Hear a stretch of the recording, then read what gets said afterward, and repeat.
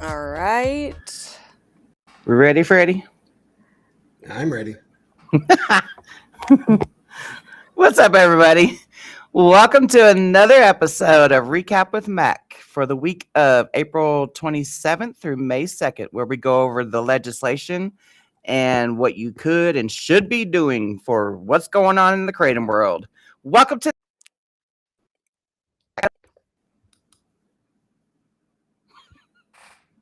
Did I hold on? You glitched out for a second. Yeah, you did. I did? Yeah, hopefully no technical issue. The 708 I swear to God. the 708ers are cutting us off right in the beginning. Exactly. Was I stuck on screen? Just for like a split second. It wasn't bad. Okay. I know Mac looked like it. I thought something was wrong with Mac's computer. That could always be. Okay. What kind of updates you got for us, Mr. Mac? Well, we've obviously got the concern in Iowa, and we're hoping that, in fact, we can escape from the clutches of those that are trying to ban Kratom entirely. All of the narrative that they're expressing there is about the confusion on 7-OH. They're conflating everything. We have a staunch group of Republican senators who have just informed the speaker and the governor that they are not going to accept a ban bill. They want regulations and a ban on 7-OH. So we've got another day. We need to keep hammering as best we can all of the members of the Senate, because that's where our stronghold is going forward. So I encourage everyone to continue their outreach respectfully to these senators, to explain to them that there is a difference between, of course, natural leaf kratom products and 7-OH, and to align with the position of the FDA, which has gotten somewhat confused because of the narrative that the 7-OH people are peddling. We also have a challenge in South Carolina, and I know that Misty watched it. I watched a lot of it. It was enough to give you a headache. Mm-hmm. The debate between the various representatives on the floor of the South Carolina House, and obviously they don't know what they're talking about. And I don't mean that disparagingly. This is a difficult, complex issue, but they were just passing it off as though this is the gospel truth when they start to say things that really don't make any sense. And so in this particular situation in South Carolina, it's passed the House with a very big misunderstanding, as we have heard from the members who voted for it, that they didn't intend to ban all kratom. They just wanted to ban the 7-OH. Now it's over to the Senate committee, and so it'll go through a hearing. We want to keep up a strong outreach to the South Carolina Senate, and as are out on all the alerts. And then the procedure is that if it makes it out of committee, hopefully in an amended form, but it's likely that no matter what happens, there'll be an objection raised, and that should be sufficient to run the clock. It's just difficult in these last hours for there to be regular order to produce a bill. Now, if you do what happened in Kentucky, obviously you see that slid through without any hearing or anything. That's the exact opposite of what's happened in South Carolina, but still a confusing outcome as we go forward here. And in Tennessee, we obviously expect that the governor is going to sign this. We will have to spend the interim period educating legislators outside of the pressure cooker of the legislative session, and let them see exactly what the reasons why they made a mistake and why they shouldn't replicate that mistake going forward. And I think the reality that will help us is that the actual bills will come due. The state will have to pay the counties for the loss of sales tax revenue. That's going to be not $1.3 million. It's going to be $5 million.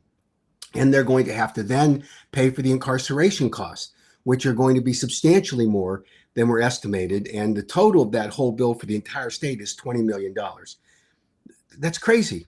And yet the proponents of the so-called Matthew Davenport bill, which should be called the fraud of the century bill, because we know that Matthew Davenport didn't die from kratom. As much as Esther Helton Haynes wants to say it, it doesn't make it true.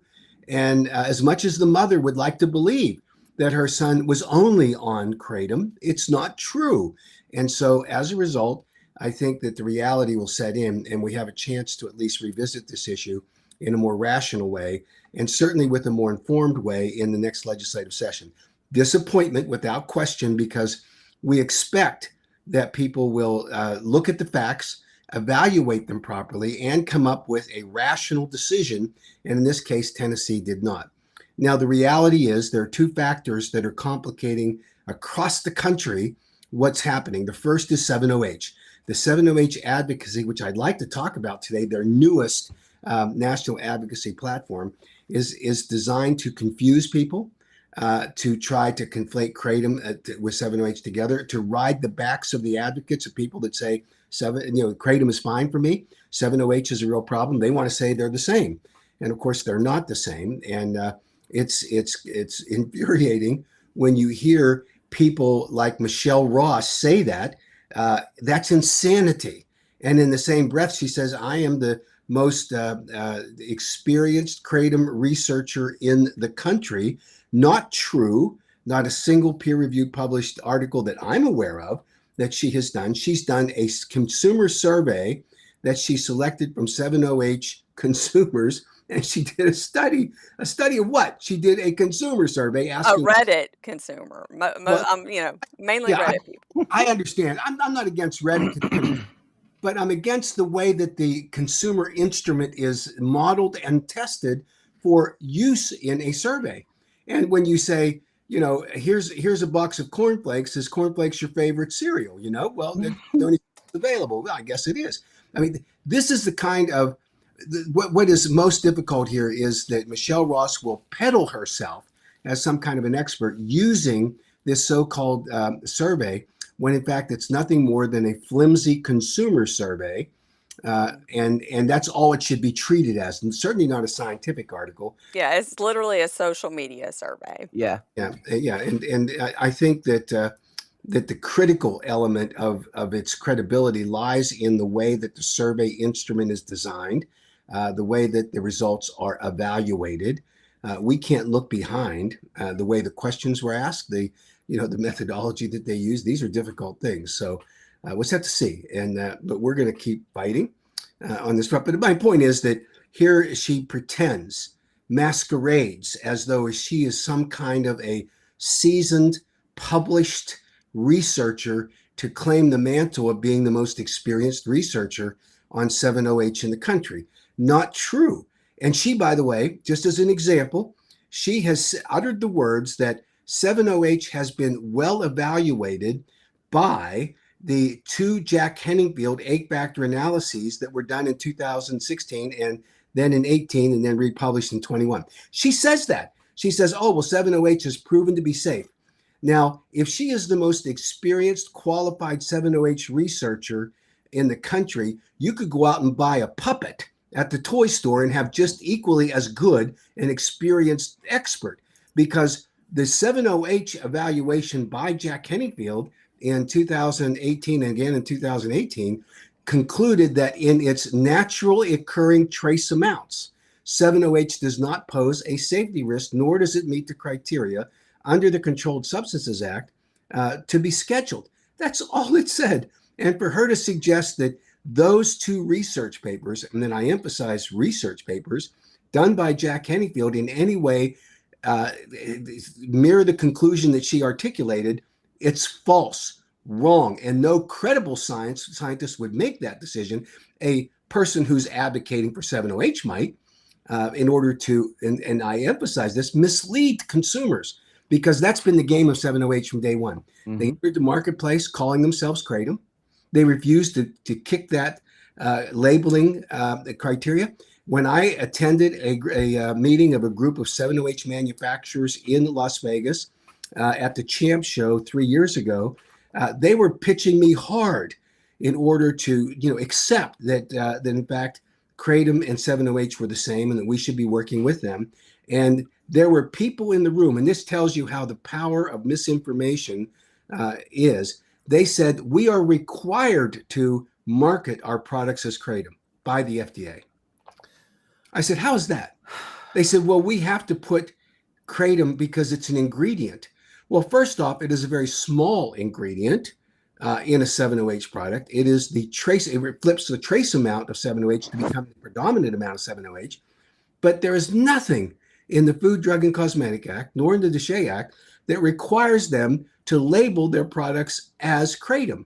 Now, this is how crazy it was to sit there and listen to them, and they had been told that by someone. I remember that. I do remember that.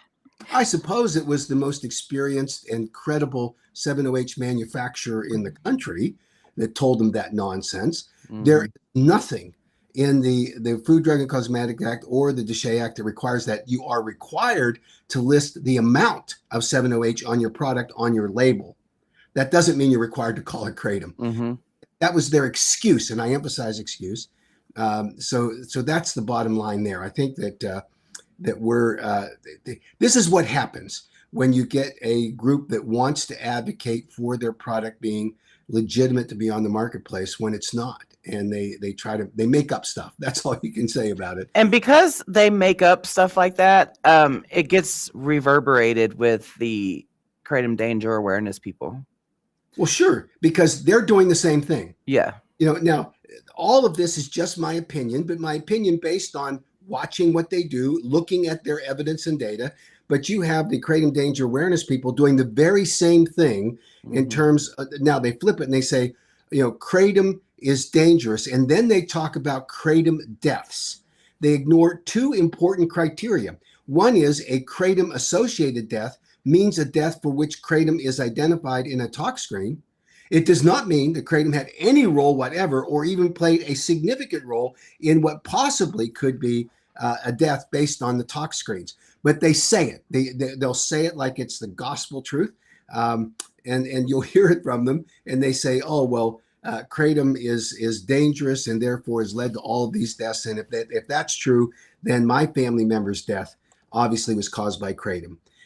We obviously do not wish on anyone the death in a family, but you should know the truth. And if you don't want to know the truth, if you as a family don't want to know the truth, you sure as heck should not be wishing on others misinformation, mislead them about what the truth is. You can hide in your cone of silence if you choose to do so, but you shouldn't rely upon that misinformation to then be the standard by which others can conclude that kratom killed my kid. Now, I love to hear this nonsense that the 7-OH people are peddling is, don't blame us. Don't blame us because 7-OH didn't come onto the market until 2023.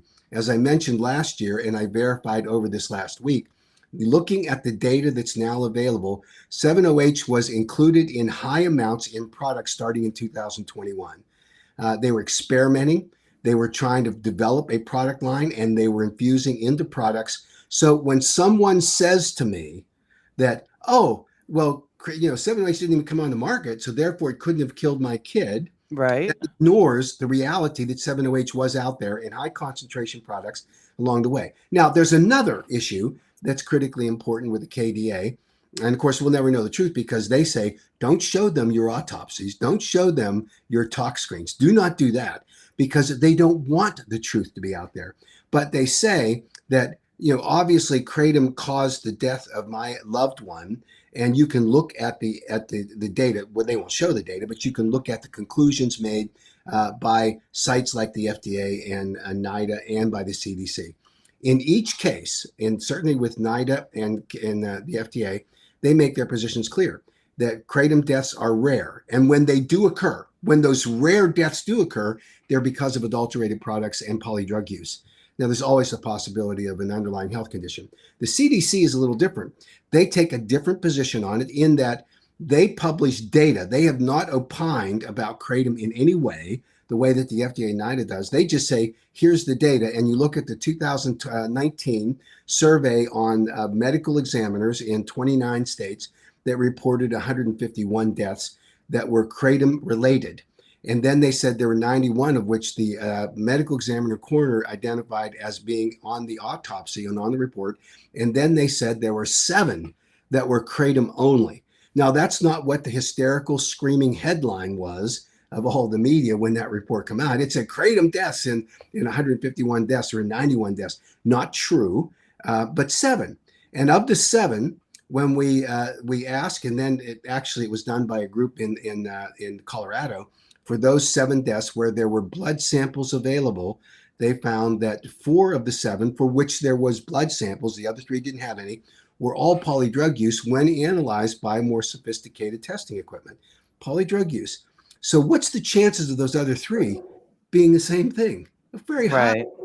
But these conclusions that are drawn by the kratom danger awareness people, and by the way, by the trial attorneys, they want everyone to believe that kratom is dangerous, right? Because that's the narrative that they want to push. It's not accurate. It certainly should not be relied upon by anyone. I was interviewed by a reporter from Florida yesterday who had talked to Patty Wheeler. And I've heard this before, but it wasn't in a venue that I could report on. But the reporter said to me, well, Patty Wheeler acknowledges that her son was taking 7-OH. Well, thank you. That's what she said. Now, Patty Wheeler told her that. This reporter wouldn't have known that. And yet Patty Wheeler has this documentary. She's running around the country, leading the crusade in order to ban natural kratom. If there is a possibility, and apparently this reporter confirmed that Patty Wheeler told her it's more than a possibility, that her son actually died from the ingestion of an adulterated kratom product or a polydrug use, whatever it is, then that ought to be the truth of the matter. But and to the extent that Patty Wheeler is misleading people, it's only kratom, then shame on her. Let's have the truth. Let's just lay our cards on the table. We can accept that there are going to be occasions where people are abusing a kratom product.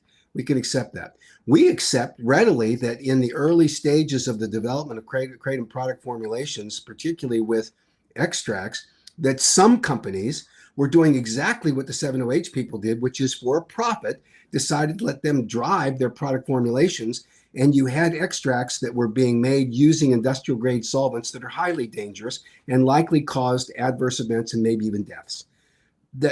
You clean that up simply by restricting, which is what we've done with our KCPAs. And I think that's a very important part of what we try to do. But today, when you hear the narratives, when you hear the explanations being made by the anti-kratom forces, they label everything as kratom, right? So that's really tragic. It's unfortunate.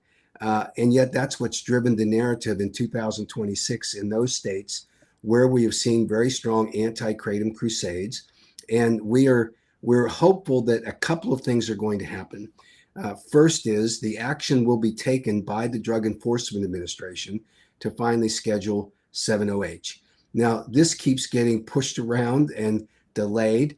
I understand the latest delay is attributable to a reevaluation that's being done within the executive branch about this, may be influenced by what the what the Seven Hope groups, Seven Hope Alliance, and the other 7-OH people are advocating for. They're spending a lot of money forward, so maybe that's part of it. So we just need to figure this out, and hopefully we'll get that answer. And secondly, we need to take advantage of this interim period while most legislatures are in recess until next January to educate people. Less intense environments. Go back to those states where we've seen bad decisions being made and explain to them that you've just simply missed the ball here. And here's how and why, and you ought to reconsider. And I can tell you, most legislators are open to that kind of discussion. You get some that get railroaded. I mean, the perfect example of that is when you have the Speaker of the House in Michigan who gets so starstruck when Patty Wheeler comes rolling into town and befriends him and says, "I've got this documentary and it's proof positive that kratom killed my kid," which is hardly what it is. And that speaker gets all wound up in that, holds a very unique session of the House of Representatives in the state of Michigan, and he glues everyone to their seat by rule. They can't leave, can't go to the bathroom until they pass the bill that he wants passed. And Patty Wheeler is sitting there beside him while the vote's being taken. Now, what in the world are they doing when that kind of nonsense takes place? Because it's I would be mad. I tell you, I would have. I'm so stubborn. I would have just sat there. There's some that did. Now, thankfully, a more rational group of people observing what happened, what the reality of what happened, sit in the Senate, and they didn't like it, and they don't like what the speaker did, and they don't like the theatrics of having this so-called Hollywood personality showing up in their legislature and acting like she's the queen of kratom, anti-kratom nonsense. And so I think that they're going to have a pretty tough row to hoe in the Senate to try to get a ban bill passed, precisely because of the overreach that was done by Speaker Hall. He made a mistake, and he needs to own up to it and say, maybe I rushed to judgment here. No, politicians sometimes can be stubborn, and he seems to be one of those, but we'll see. And hopefully he'll straighten up his act. But there's that. But all of this has empowered the anti-kratom people to tout these things as though they are great victories. In Kentucky, you have a situation where the ban in a one-sentence provision was stuck into the revenue bill, must-pass bill, delivered to the governor on the last day of the session. Not a single hearing, no witness, no debate, nothing. It's there.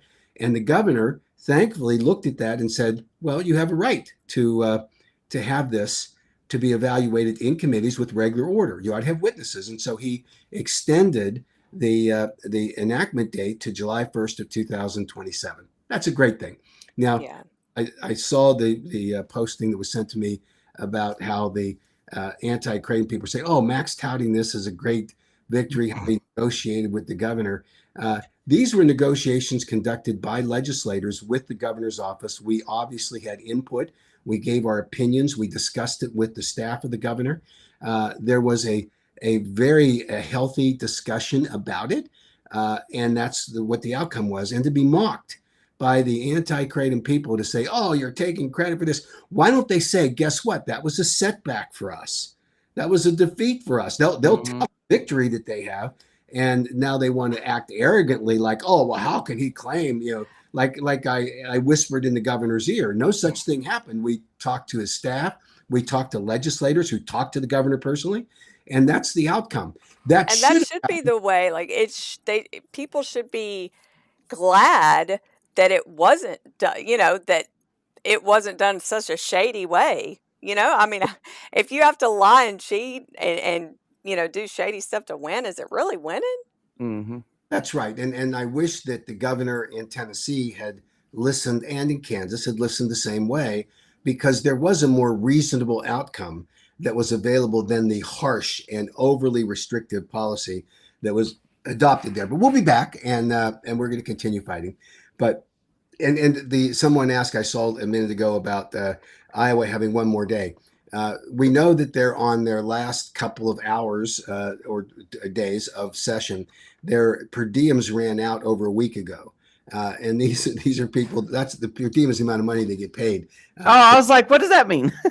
That while they're in session. So if they're not getting paid for in session, they have an incentive to get the heck out of there. So I think we'll see that happen in Iowa. It's a tough battle, but we've got this resolute group of senators, as I mentioned, that we need to support going forward. In South Carolina, they're in the last days as well. So I think we again continue to advocate for the right policy position there. Tell people to keep pushing their representatives and educate them. I think that's a very fair thing to do along the way. Michael says, sorry, I didn't mean to cut you off, but he's in Iowa, and I'm guessing he's talking about his son's something in Iowa. But why did they come into my son's work and take all the Kratom products off the shelf? Is this in Iowa that happened? Michael, if you're still here, answer. Let us know if that's in Iowa. I know Michael's in Iowa, so I would think that his son's there. So I can tell you that would be the gun. You may get some overzealous regulators who are thinking that it's going to pass. It has not been banned in the state of Iowa. That gavel has not struck. The signature hasn't been penned to a ban bill. The governor in Iowa would sign it in a flat second, but if the bill doesn't get to her, she can't sign it. So that's what we're hoping for. When does the Kansas law take effect? Oh man, I do not remember the enactment date. I want to say it's in June. Actually, someone did tell me. Let me look at while we're talking. I can look it up. Our lobbyist, I think, pinged me about the enactment date.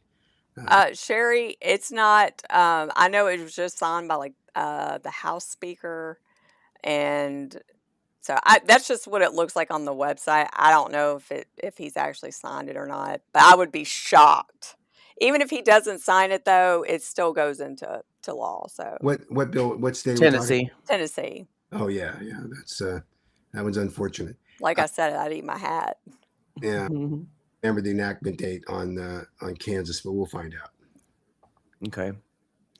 Yeah, because that South Carolina hearing, I tell you what, we live streamed it the other day too, as well, because I was like, this is too good to not live stream. The way that Representative Todd Rutherford, I called them senators in my live stream, so I apologize for that. They're representatives. But the way that he got up there, and oh my good gosh, he was up there preaching. But he knew what he was talking about. Like, you can tell when somebody knows what they're actually talking about and when they don't. And so it was obvious who knew what they were talking about and who kind of was just parroting whatever they've been told. So now I think that the good news is that the lobbyist in South Carolina talked to the members who sponsored the amendments that got through that appear to ban Kratom. they said that's not our intent. They were confused. And so I think that'll help as we settle the score in the Senate side to appropriately put the right language in. We'll get a regulation bill, not a ban bill. And we won't get any bill if we hope if they insist on it being a ban bill. There were so many amendments that went through, and then some that got called out and then got tabled, and then Case Britton had to go up there and one up Todd Rutherford, and then Case Britton seemed like he went back on to, okay, let's ban it all. It was just it was like watching a tennis match. Yeah. Like, It was a lot of emotions going on too. I mean, it was a lot. It was a lot. Yeah. So I saw the question, do we know about the news article? There's an old adage that you can't read everything you read in the newspaper, and that's one of them. I mean, they just, again, jumped the gun. It's not true. Yeah. You cannot have a bill presented to the governor until it actually passes, and it has not passed the legislature at this point. That's Yeah, how I it was saw- in Tennessee before the Senate hearing was even over. Yeah. The journalists were reporting that it was banned. yeah. So, yeah, it could be somebody jumping the gun because of a news article or something too. Someone did jump the gun in Iowa, because when those articles came across to me, I clicked on them, and then it was page 404 found. So they removed it. And then I went to click on the YouTube video that was put up about it, and that was removed as well. So someone did jump the gun on that one. Yeah, no question. So could we talk about the latest strategy published by the Seven Hope Alliance for what they want to do for a regulatory scheme in order to allow people to have access to safe Kratom products? Oh, are you talking about the press release? Yeah, I read that. It is a fascinating extension of the way that they do business. They came onto the market calling it Kratom when it wasn't. They told people that Kratom and 7-OH are the same, which it isn't. And they went on every time they get the opportunity to mislead, to deceive, or to mislabel or lie, they do it because it's desperation on their part. The key elements that they describe in their new regulatory scheme from 7-OH is that there should be strict age restrictions requiring consumers to be 21 years and older. Fine, we have no problem with that. That sales should be limited to age-verified retail establishments. Gas stations and convenience stores will not be permitted under these standards. So think about what that means. It means that you can only buy a Kratom product or a 7-OH product in a smoke shop.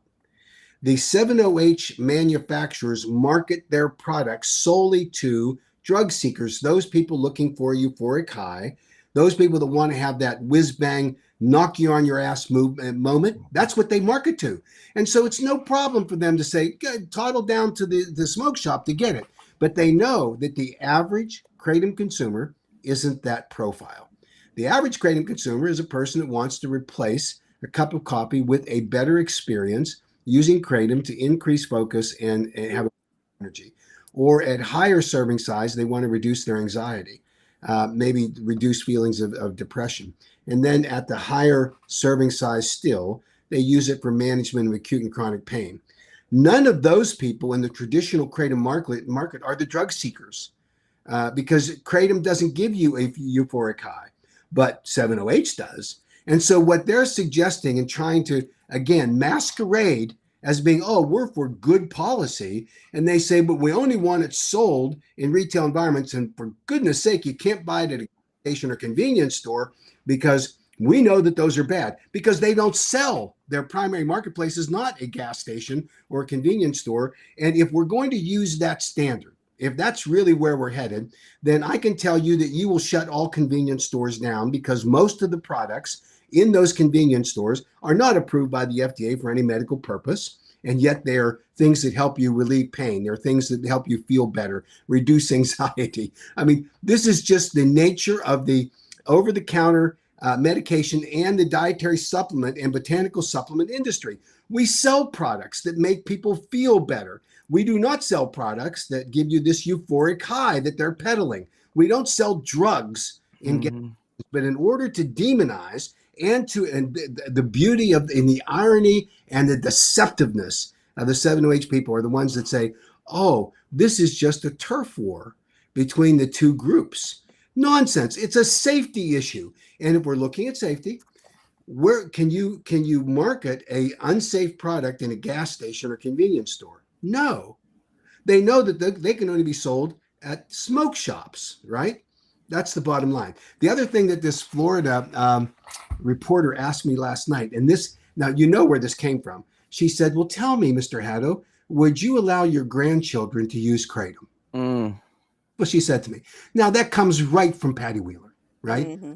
And I said, yes, I have 17 grandchildren. Some of the adults' grandchildren that I have are adults. They know what I do for a living, and they've asked me, and would I recommend or allow my grandchildren to use a safely formulated, properly labeled Kratom product? Yes. And she appeared pretty stunned by that. I would. I would. Yeah, I would. Any of my adult kids. Yeah. I would not recommend to my underage grandchildren to use it, because there has to be informed consent and awareness of what they're doing. And there's a purpose for which Kratom should be consumed. It's not to seek that euphoric high. It's not to have this experience that somehow knocks you on your rear end, that kind of thing. Of course not. But it was really interesting to see her reaction when I said that, because she was, oh, you would? And again, it comes from this space where they say, oh, Kratom is dangerous, and therefore, why would you possibly recommend it to your grandchildren? And this is, of course, the narrative that Patty Wheeler is peddling in her quest for having some kind of stardom. Now, I keep waiting to watch the documentary, because I know it's supposed to be on Netflix, but oddly, it's not. I wonder why it's not. It's been out for over a year, and it's not out there yet. Pretty interesting kind of thing. But I'll tell you why. Because Netflix is not going to pick up a one-sided hit piece, at least without having some kind of financial incentives on the other side.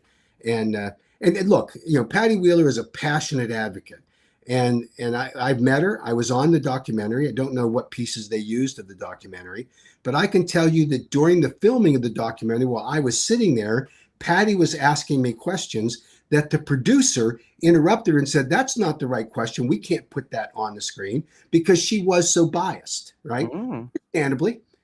She believes her kid died of a Kratom-related death.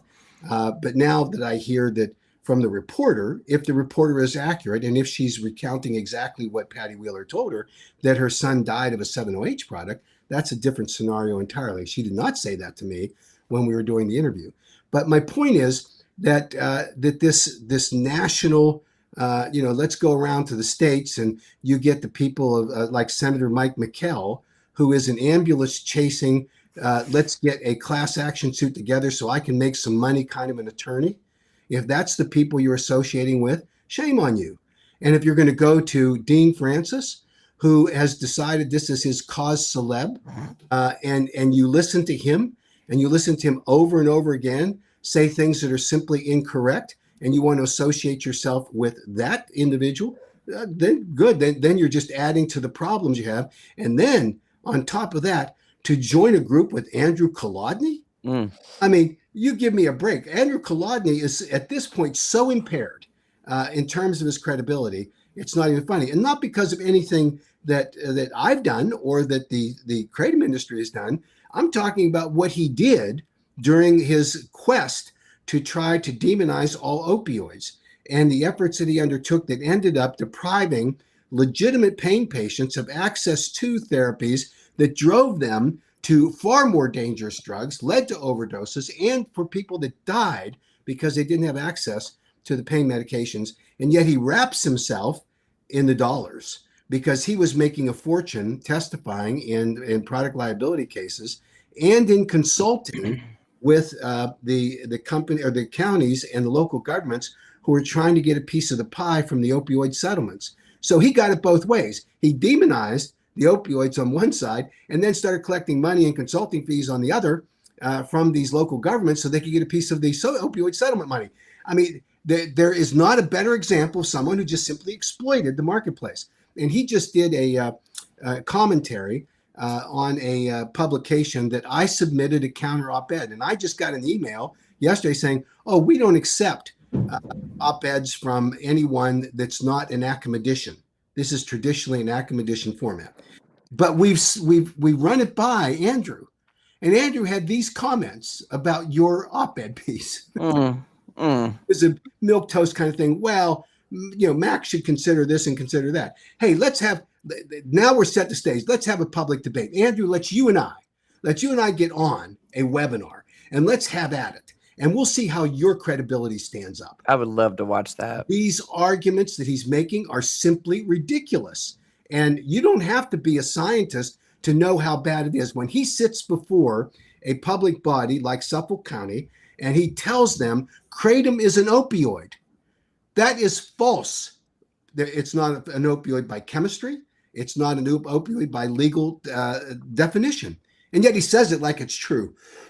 Excuse me. So it's not true. So I think the time's come for us to actually have that discussion. So back to what the Seven Hope Alliance is doing. They then say we should have milligram-based limits on active compounds. Okay, let's look at that. So what is that milligram limit? According to one of their chief spokespersons in the industry, Vince Sanders, he says 28 milligrams is the right level. 28 milligrams of 7-OH in a single serving. Give me a break. Is it even actually 7-OH in there? Well, that's Yeah. Well, that undercover video of that one guy did, the dude from Heart said he would never take over 7 milligrams in an entire day. He said never. Well, Vince Sanders wants to sell product, and it's not about scientific data to back up a 28 milligram serving size. Mm-hmm. That's the problem.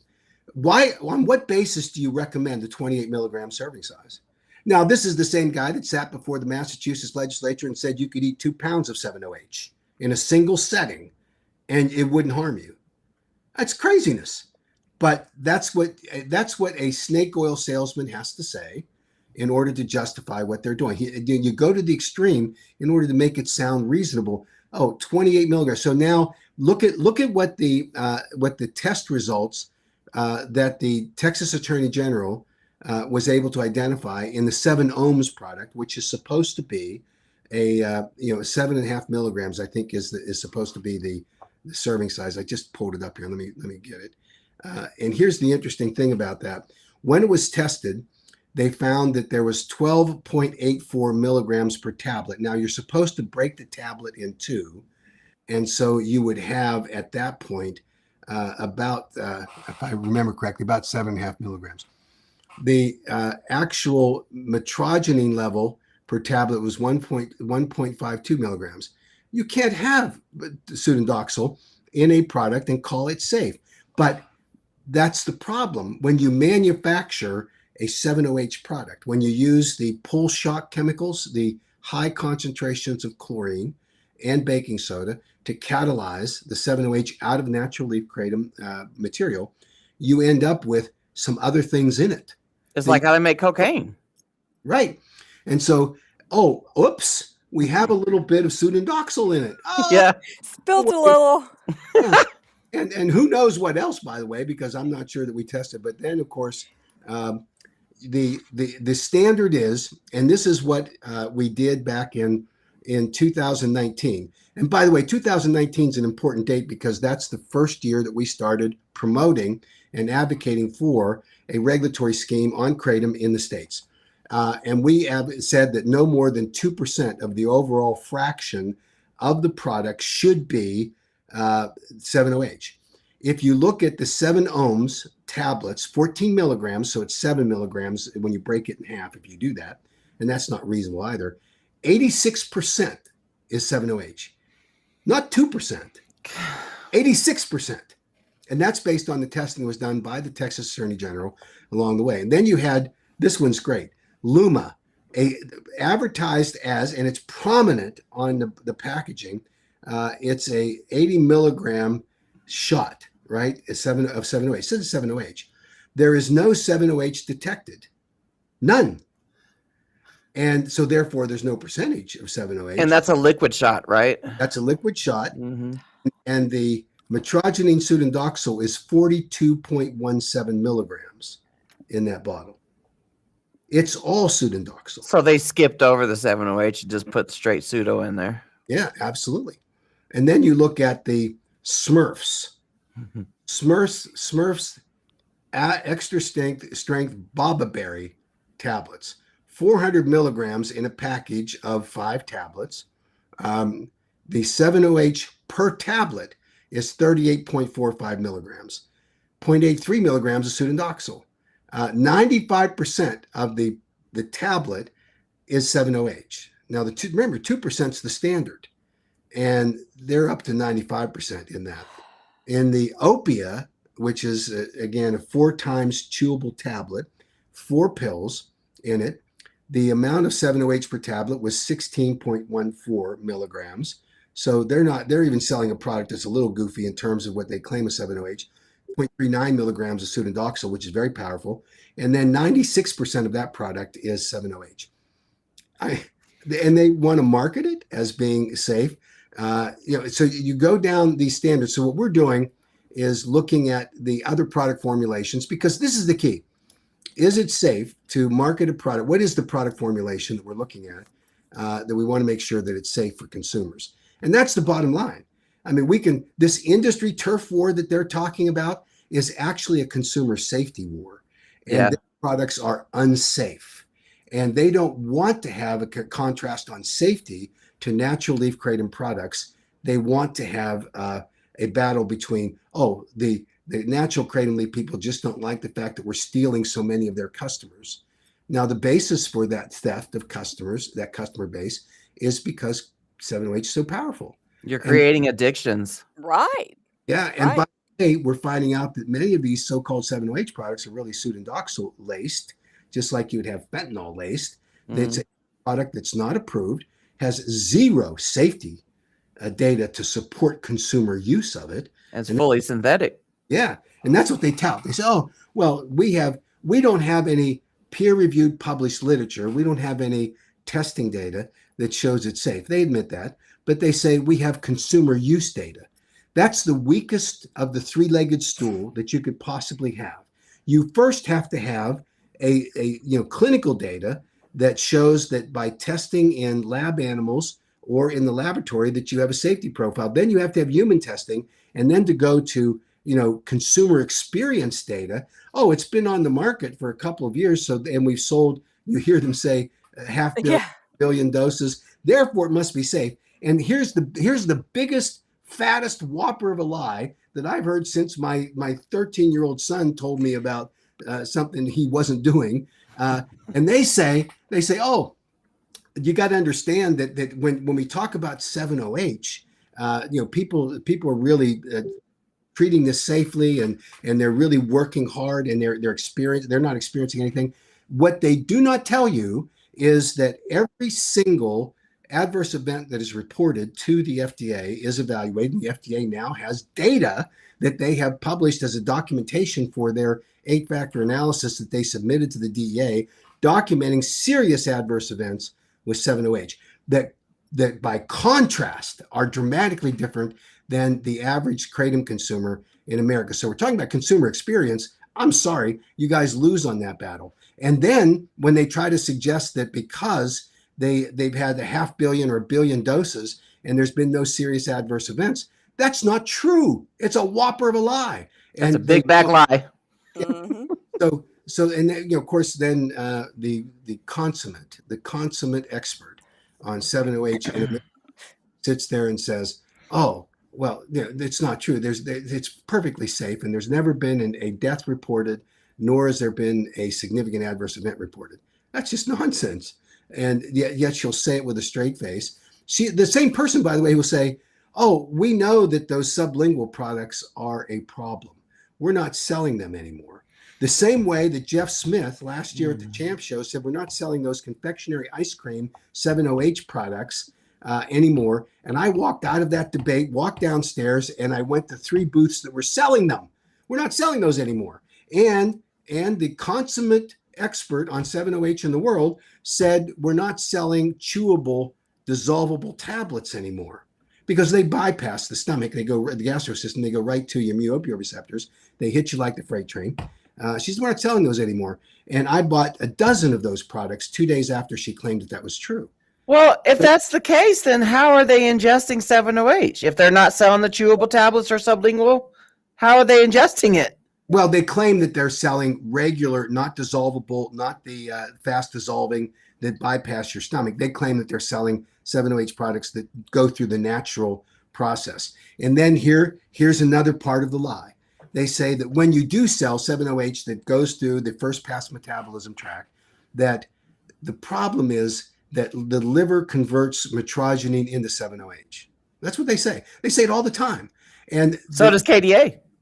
Yep. The falsehood in that is that when in a natural kratom product, that when your liver processes it, and that's what the liver does, it processes all kinds of things that you ingest in your body, then it decides how to distribute it. Mm-hmm. The vast majority of the metrogene that is ingested and processed by the liver is excreted.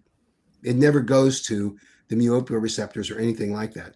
A small amount, because it is a trace amount anyway. So that 23% conversion factor is dramatically misleading in terms of what the effects really are. And by the way, that's something that Ed Boyer will support, that there is a natural defense mechanism that your body has where it starts to dissolve it and push it out in other ways. And it's not necessarily going to have any kind of a measurable impact on your body in terms of processing for the benefits that kratom might have. So this is a farce when they try to say that natural kratom leaf also converts to 7-OH. But think about this. If you take a natural kratom leaf product that has a very low level, trace amounts of 7-OH in it, and it's processed by the liver, then whatever happens, happens. And whatever percentage of that gets to your body that helps to the mu-opioid receptors, that helps you in alleviating pain, so be it, because it's proven to be a very safe process. And that's been documented with safety studies and with clinical studies and human safety studies. So what is it the 7-OH does? When it goes through your first pass metabolism tract, it gets to your gut and it hits the liver, right? It hits it like a freight train, because this is a massive amount of 7-OH. This is, and now pseudodoxa, we know. This is kratom that has a percentage, a very small amount of 7-OH, that on a percentage basis, and that's the big game statisticians use, that percentage basis. If you have 1 and you increase to 2, that's a 100% increase. That has nothing to do, it means nothing, but they like to say that, oh, it's a 23% conversion rate. But tell me what a 7-OH product that is 90% greater than 2%, tell me how that impacts. How does the liver process that? It hits it like a freight train. Mm-hmm. It's a highly dangerous process. So they like to take, these facts and they bastardize them. They torture them. They make them unrecognizable. And then they act like they're the gospel truth. It's just comical when you think about it. But it's dangerous because they're misleading public officials, legislators, by peddling that nonsense. And they say it with a straight face. They act like it's the gospel truth. And when you challenge their lobbyists to repeat it, they point back to that great guru, the queen of all science, Michelle, who points back to a survey she did of people that are consuming 7-OH. She doesn't have a lick of science to document what she's saying. So that part of it is just crazy. And at some point, well, we are shortly going to get our arms around it, because the one thing that they have done, and with this new program that they've announced, they once again overreach. They overplay their hand. They go beyond what the science says. They go beyond what any rational person would think. And what they're trying to do is capture more and more people to put them into an addiction model. Go to a smoke shop. Go in there and buy whatever you want and ingest this and see where you end up in the end. And it's not a good place. And that's the difference with natural kratom leaf. You know what? When I was at the Champ Show last year, I will forever remember this conversation with a smoke shop owner who came to the booth as we were packing up.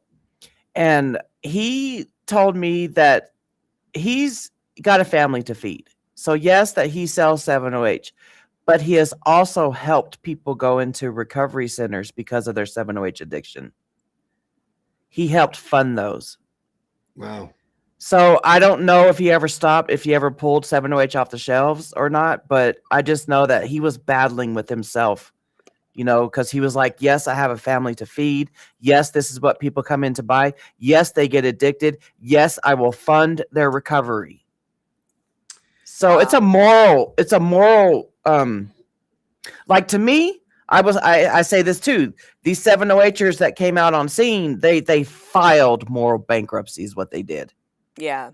We get caught in the crossfire of the 7.orgs wanting to claim that the GKC and AKA and the Botanics for Better Health, that this is a industry turf war. Us advocates get caught in that crossfire because what us advocates are seeing, especially on our social media, is it might not be killing these folks, but it's killing their relationships, their marriages, their bankruptcy, their jobs, the amount of money that people are spending. It is like it might not kill their life, but it's killing their livelihoods. Yeah. Well, and that's the distinct difference that Nora Volkow really talked about at the International Conference on Kratom at the University of Florida a couple of months ago, when she talked about the difference between an addiction and a dependence. And you can, in fact, become dependent on Kratom. Yeah. Your way off of it is that 10 to 14 days with very mild. You can walk away from it. You don't have to have medical intervention. But the underlying argument that you've just articulated, Misty, is exactly right. What about the conduct of the people that are hooked, addicted on an opioid like 7-OH? It's the same thing that happens in an opioid addiction, and lives are lost, careers are lost, families are lost because of that addiction. And that's the real problem that you're facing here. And to have people that are out there solely to chase the almighty dollar in order to addict a group of people that are susceptible to it or misled by it is tragic, and they need to be shut down. And that's our goal as we go forward. And I think that next week at the Champ Show, we're going to be talking about the big 7-OH con, because that's what it is. It's a con job. It's a con job on consumers. It's a con job on legislators. It's a con job on public health officials. And we've got to simply draw the line and say enough of the misinformation, the lies, and the deception. And let's stick to what the facts are and stop feeding our enemies with this misinformation that they then use to confuse legislators. And so even if they want to make the argument, well, we're not directly the ones telling the lies to the legislators, which they often are, but they're also empowering these anti-7-OH people to peddle the same misrepresentations. Anti-kratom people. Exactly. Yeah. So where we are. I've got to run, but I can tell you that the battle is now engaged fully, and we're going to be out there hustling. And we deeply appreciate the kratom community that continues to fight for natural leaf kratom and properly extracted products to be out there in the marketplace. And for all of your advocacy work, we're doubly grateful. Can you finish this question off real quick? Sure. It says, Mac, I've always wanted to ask you why you're so passionate about our cause. Seems like you could be chilling on a beach somewhere, but you're in the trenches with us. Why are you so passionate? So this is a complicated answer. I made a commitment about 10 years ago when I was sitting in Orrin Hatch's office and we were talking about this battle. And he said to me, we both committed that we were going to stay in this fight until we won, right? And he knew that by getting the DEA not to ban kratom in 2016 was still going to be a huge battle with the FDA. So part of my commitment to this has been that I made a commitment to him that I was going to stay in the battle. And he was a passionate believer in dietary and botanical supplements, and he hated what the FDA was doing. The battleground has shifted now. And so frankly, I can tell you that the 7-OH people have ticked me off. Mm-hmm. So, I'm a little mad at them, so I'm going to stay in. And I know that in the conversation I had with one of the 7-OH people, they said, well, we'll just outlast you. Well, fat chance of that.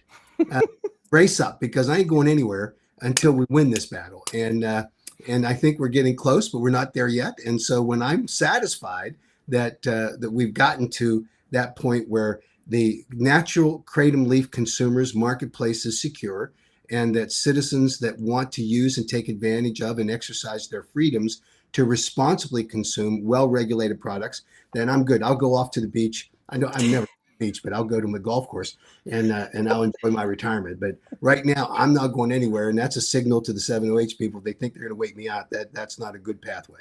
I feel like we got years and years of battle within us, you know, and if you happen to pass away before it's all said and done, you're going to be haunting them in your ghost form. Exactly right. I will be there from the depths of hell or the heights of heaven, wherever I end up. So I appreciate you guys very much. Okay, bye, Mac. Thank you. See you later.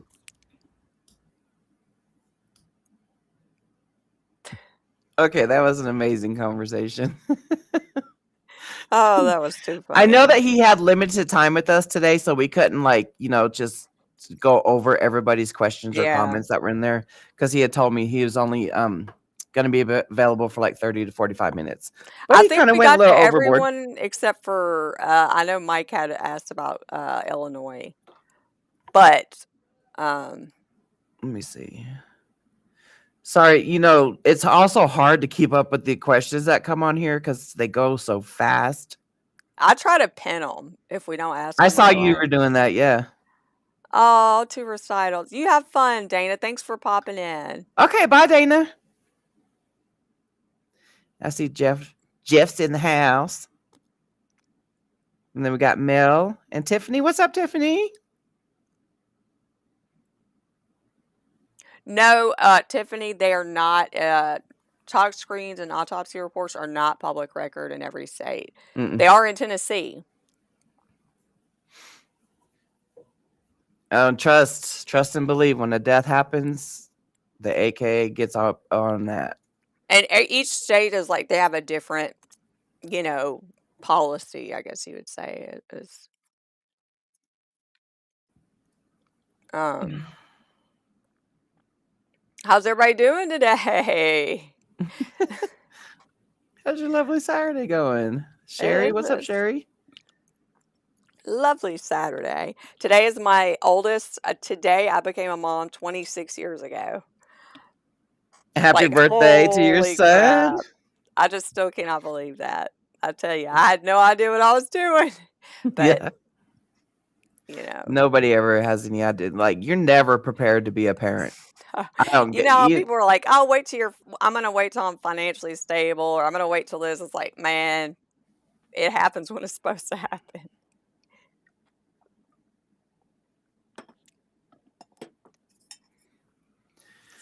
You are never prepared. You just go with the flow after the fact, you know? Plainfield. Man, these sales ban hearings, you know, that right there, these sales bans are KDA's backup plans. Oh, yeah. You know, it's like, hey, if we can't get the possession included, let's just go for an all-out sales ban. I always forget that's Chris. Hey, Chris. What's up, Chris? Hey, Sherry. Hey, Rebecca. I loved your new 7OH video. I saw you put it on LinkedIn. I didn't go check to see if you put it on TikTok yet.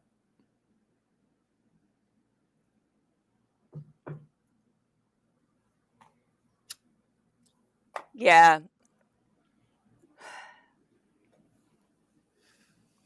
Oh, that's cool. My birthday's in September, actually. September 13th.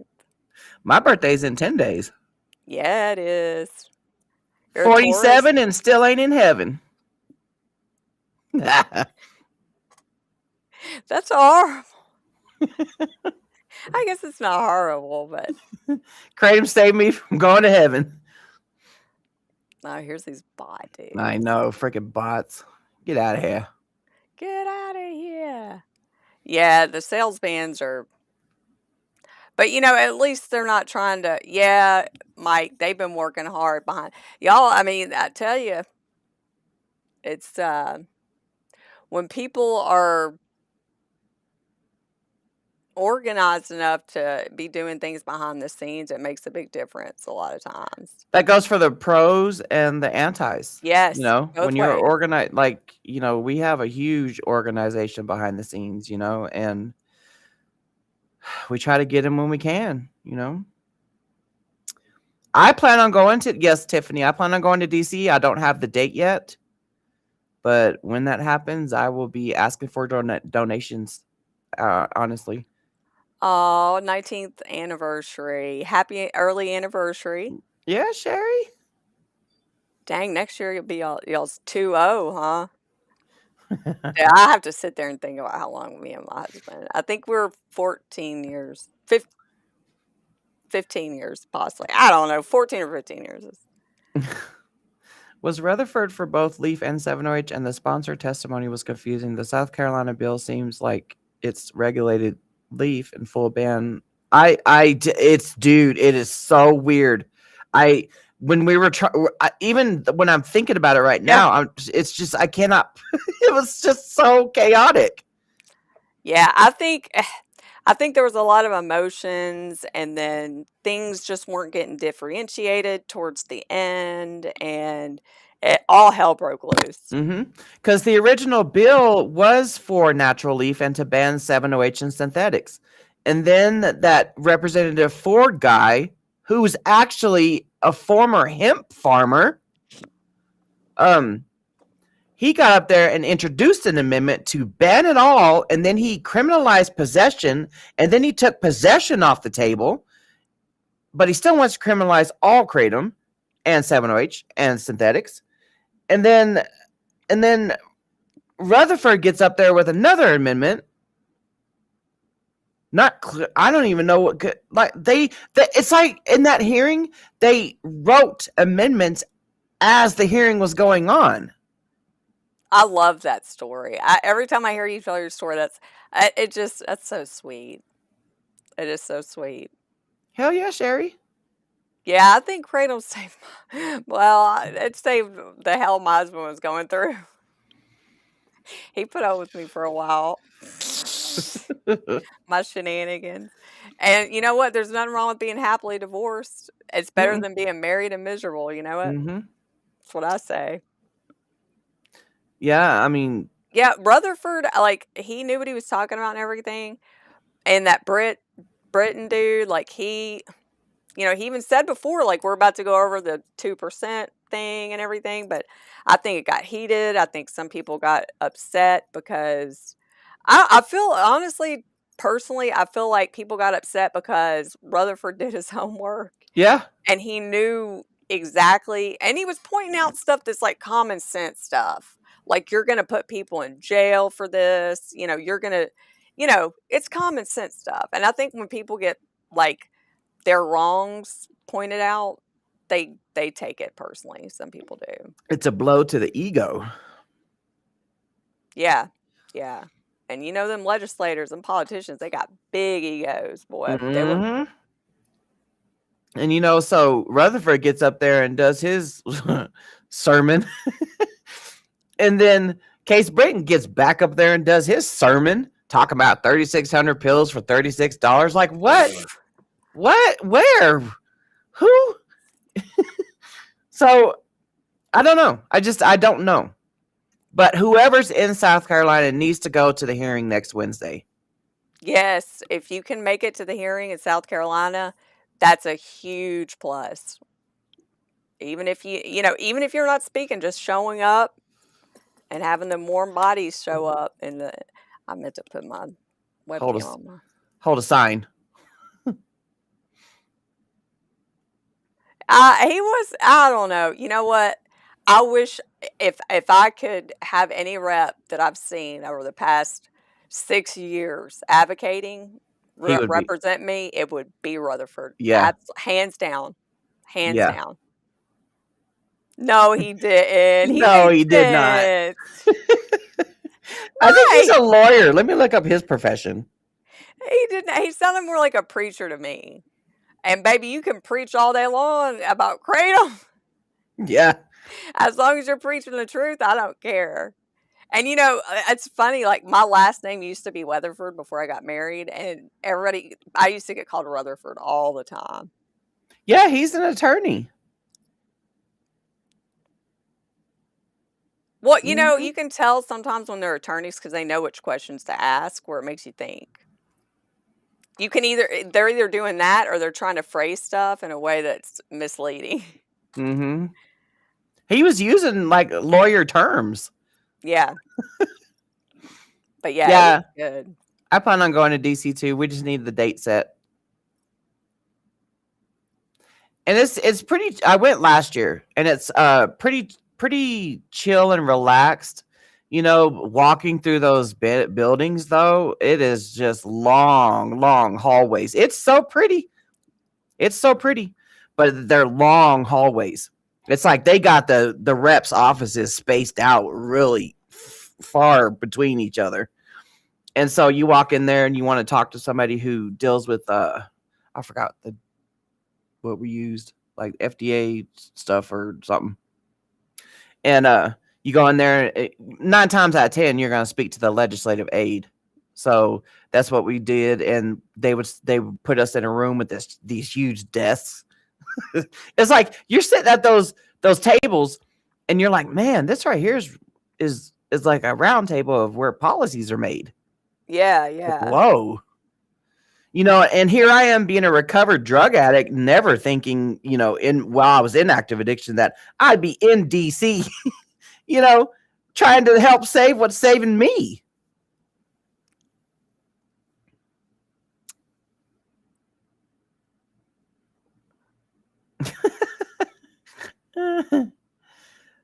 Tracy, there will be an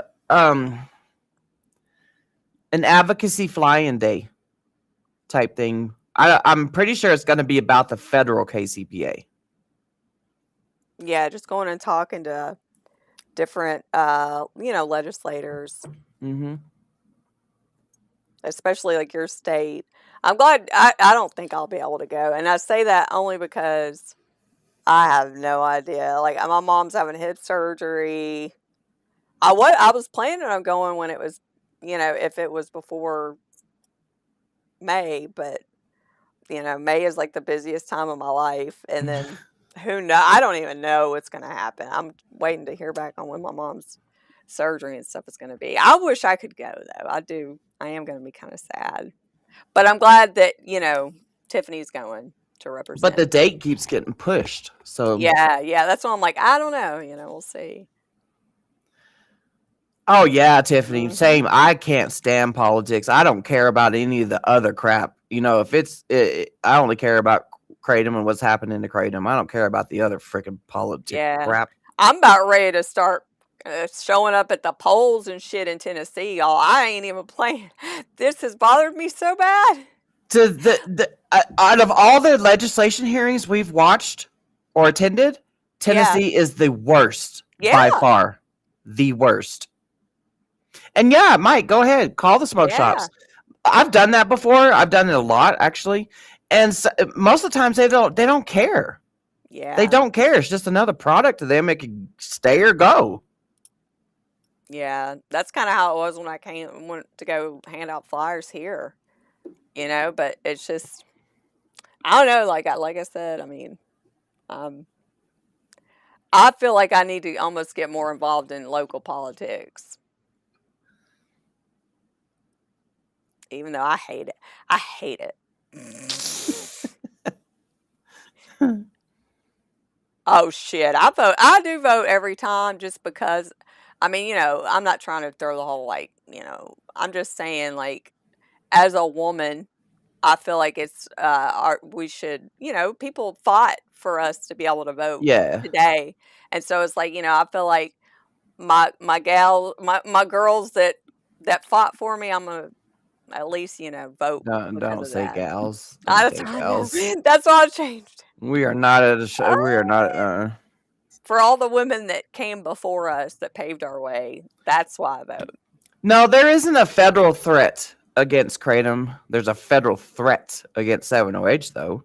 But the fact of the matter is that, because the 7-OHers purposely confuse the legislatures, as well as KDA. Yeah, I heard about him. Yeah. Mike, I heard about him. Sad. I forgot. I didn't. It's sad. It is sad. Yeah, there's none where I live either, Jeff. There is in Tennessee, but not anywhere near. I think the closest one near me is in Nashville, which is like 4.5 hours away or so. So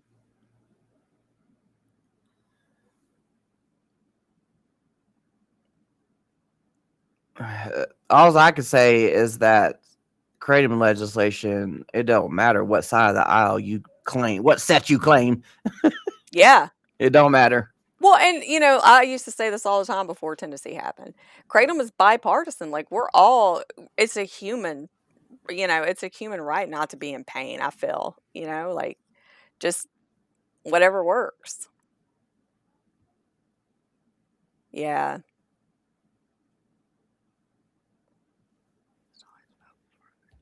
I don't know. I don't know. I don't know. There's you know what? Things are only controversial because of the media. Hmm. At the end of the day, that's the only damn reason. I don't even watch no news anymore. I can't stomach it. I just can't stomach it. I'll watch the news for the weather. Sometimes I'll have it on as background whenever Shit, I'm I use doing Google for chores my or something. weather. They should get way too much. That, yeah.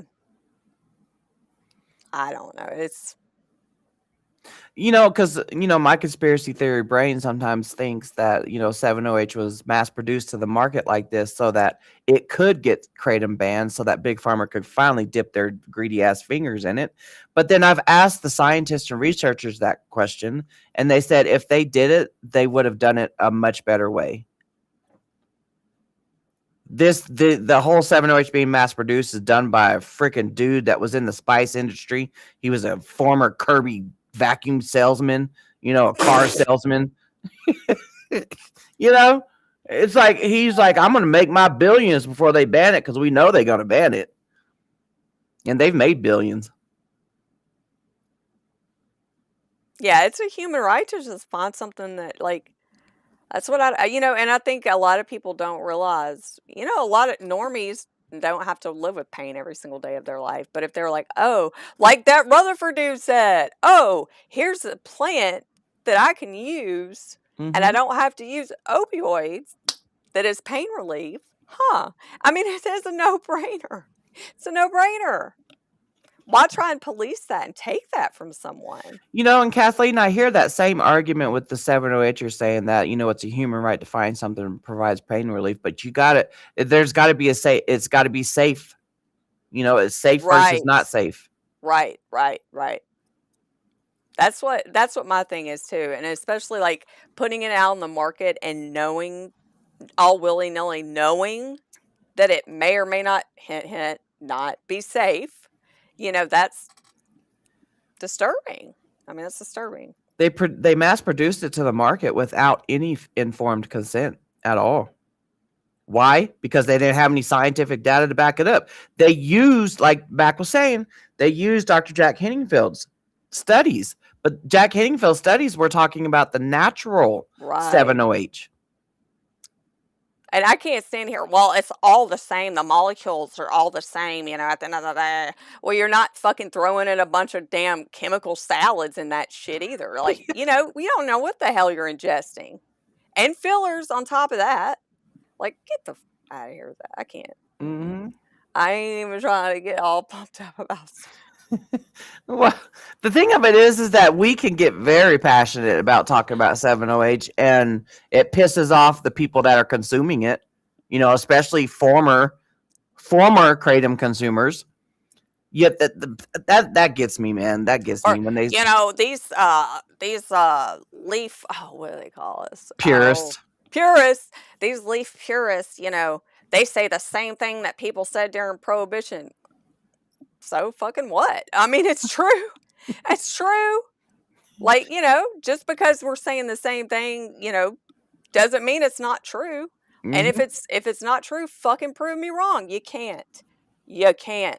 Like, that's just it. Like, you cannot prove. You have no science to back up what you're saying. You're using mine. Get out of here. Mm-hmm. But have it serious, yeah. And Mike, I mean, you've seen the hearings that we attend. It is just buck wild. It's like, right, that right there. Like, I don't give a shit if people decide to go live on the streets and shoot heroin. I don't care. Like, that's their deal. You know what I'm saying? But if they come over here and start trying to fuck with kratom, saying their heroin is crazy, whatever. If it interferes with my life, that's when I have issues. Yeah. And 7OH coming on the market and advertising and market it as a kratom product, that's when y'all made y'all's mistake, when y'all first came on the market. But I don't give a shit what anybody puts in their body. I had someone comment on my TikTok the other day saying, I'm a heroin addict and I would never touch kratom. And I asked the question, are you still on heroin? They never answered me, but what? Are you freaking serious? Yeah, I don't know. That's like, the thing of it is, though, is that it's not called cocaine in the leaf. It's an actual another name, but that's the natural alkaloid in the coca leaf. 7OH is not a natural alkaloid in the kratom leaf. Right, because it's not even produced, and the leaf don't make it. Mother Nature don't make it until after it's cut off the tree. Yeah. And that's in very minute amounts. It's not the same as the products on the market today. I can't. I feel like half the time they're just people come in our comments just to troll us, and so that's why sometimes I'm like, "Are you serious though? Like seriously?" Oh yeah, dude, Misty, dude, like when she gets those videos that go viral. The comments, like I've only had one, well, I don't know, in the past like month or so, but it's like, bro, when you start getting a lot of views on a video, the comments are insane. It's like they're insane. I ignore a lot of them, or I'll just block them. Yeah. And then they when they start attacking, like, oh my God, when the 7OH just start attacking me. When you gotta, when you have to call people names. Exactly. Like, damn, dude. Like, if you're that fucked up about it, you already lost the argument with me if you start talking about how fat I am, or how I shouldn't have long nails and colored hair and a nose ring, whatever. You done lost the argument with me. Like, this motherfucker on X last night called me a nut job. Okay. All right. That's cool. Well, I said, why are you calling yourself names again? That person was probably intoxicated on his legal alcohol. I know. I see you, Mel, and I love that you do that on my TikTok. So thank you for doing that. She said I go through there and try to answer people. Yeah. I mean, they're trying to backtrack on that shit now, but it's a little too late, I feel like this was all a plan. They're like, we're going to come out on the market and we're going to say it's kratom. We're going to lie and say that we had to say that. I totally forgot about that. They did say that shit a while back. Oh, well, we have to put that on our packaging. Dude, I totally forgot about that till today, man. They sure did say that shit. Such a... And, the thing is, like, I don't know, for people to, like, just parrot that stuff like it's actually true, it bothers me that people would be like, think for yourself, does that sound right?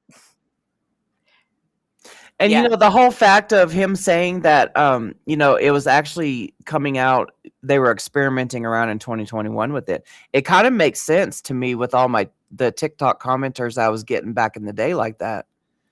I think I know for a fact it was around that time.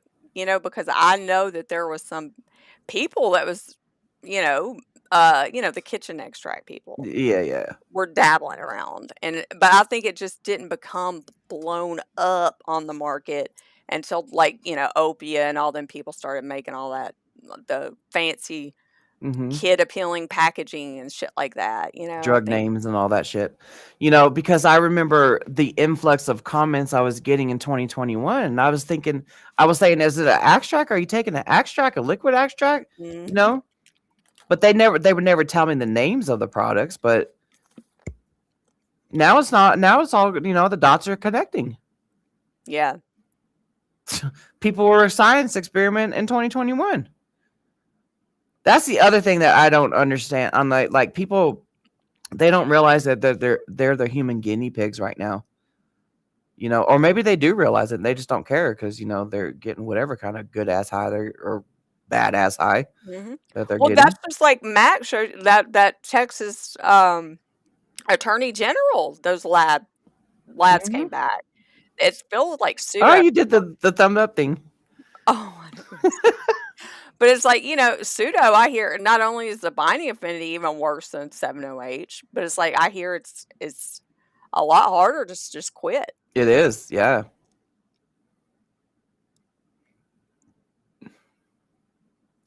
You're going to get GMP or QR code from someone manufactures 7-Eleven if they're no. You're not. But you know what? I feel like especially in the beginning when they were like, oh, I buy from 7-OH my lab tested from where? Mm-hmm. How do you know that's even? You know what I'm saying? Like, how do you know? Just because it has it on the package or it has a QR code, I bet you half the people didn't even check that shit, man. Get out. Like I said, my thing is that I was in active addiction for 11 years, and during that time, especially when I graduated doing cocaine, I did not care what I was putting up my nose. I didn't care. No. And now that I found kratom, it's introduced me to a whole Pandora's box of all these different botanicals and herbs and all that stuff. I care. Yeah. I care what I put in my body. It is too. I think we're going to go. I just remembered, well, I didn't just remember, but I've got a kid that's going to a birthday party today to his friend's house. So I'm going to go get him ready. So it's birthday all day today. I guess I was just going to say it's your oldest child's birthday and then your other kid's going to a birthday party. Yeah. His friend's like, the same one that's doing the Pinewood Derby tomorrow. Oh, yeah. So I don't know if he's going to spend the night or not, but I know they'll have fun. And then I'm making either a strawberry cake or a strawberry shortcake. I haven't decided yet. So we shall see. But I'm glad Mac was able to join us, even though it wasn't for very long. Yeah. Yeah. But anyway, we'll be back. If not throughout the week. Wait. Nah. You're not going to be here Sunday, I don't know if we'll be able to do Saturday. Right? I don't know if we'll be able to do Saturday or not, so we'll just keep that up in the air. Because I'm not. What is next Saturday, the date? Let me see. The day before Mother's Day, that's what I know. Oh, that's right. May 9th.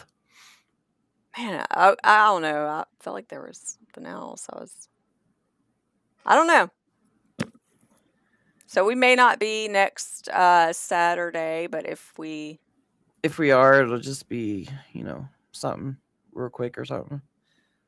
Oh, you're going to go see the movie, Mike? Yes. I told my daughters I want to see it, but I'm going to wait till it maybe comes on Netflix or something. Man, when I was a little girl, dude, I had an obsession with Michael Jackson. Like, I had a purple glove with glitter on it. I was just explaining to my daughters the other day that, because I grew up full Michael Jackson. We grew up in that era. Yeah. And we fed into the propaganda hype, that the media was saying about Michael Jackson and kids and all that stuff. We fell for that. So I can only imagine how many other unsuspecting people are falling for the kratom propaganda. Yeah. Oh, yeah. I mean, when you hear stuff constantly all the time on the media, that shit starts the whole, and I hate to bring it up, I know it might be controversial, but just an example, the whole COVID thing, I was not worried about things, but I mean, whatever. And then, you have family members, like my husband's family was really concerned about it. And I mean, he started freaking out about certain things and all that. I'm not even going to get into all that. But I'm just saying, there's people that still don't even talk to their family members after that shit. Yeah, I know. Because of all the conflict the media, did. God, that's insane. I don't know. I don't trust anything. And I'm a firm believer that if Michael Jackson knew about Kratom, he would still be here today. Yeah. It just like any other, musician or actress or actor, if they knew about Kratom, they'd still be here today. I kind of have like this. I found Kratom June 25th of 2019, and Michael Jackson died June 25th of 2009. And it's like, Has it been I'm pretty that sure. long? Let me, because I Wow. got fired from the post office the same day that Michael Jackson died. God. Let me Google that real quick before we get off here. Yeah, June 25th, 2009. My career ended at the post office. I was at the post office for 11 years. And I found Kratom June 25th of 2019. But that, I think, with any public person too, it's like people are always going to have haters, Yeah. But I'm always a Michael Jackson. I'll forever be a fan. Yeah. So, but I just don't want to go to the movies to go see it. I'm gonna wait till it comes to an app. God, 2009. Dang, Mike. Mike and Mike. Michael Jackson and Mike. Mike is going to see Michael.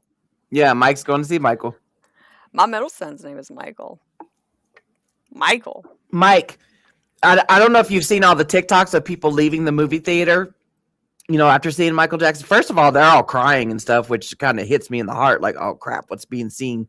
But then you have the other people that are doing their Michael Jackson dances as they're walking out of the theater. And Mike, I know you freaking dance. So you should set your camera up and do, as you're walking out of the theater, do a Michael Jackson tribute dance or something. I want to see something like that. Yes. And because of Kratom, you could do that. I want to see that. That'd Tag me in the super video. Cool. That'd be super cool. And tag it, Mike. What would you just say, Mike? Mike watching Mike going to see Michael. Yeah, Mike going to see Michael. Ew. Okay, well, we can end this. You guys have a great weekend. We may or may not be here next Saturday. I don't know. We'll see. But y'all have a great weekend. Bye, everybody, and happy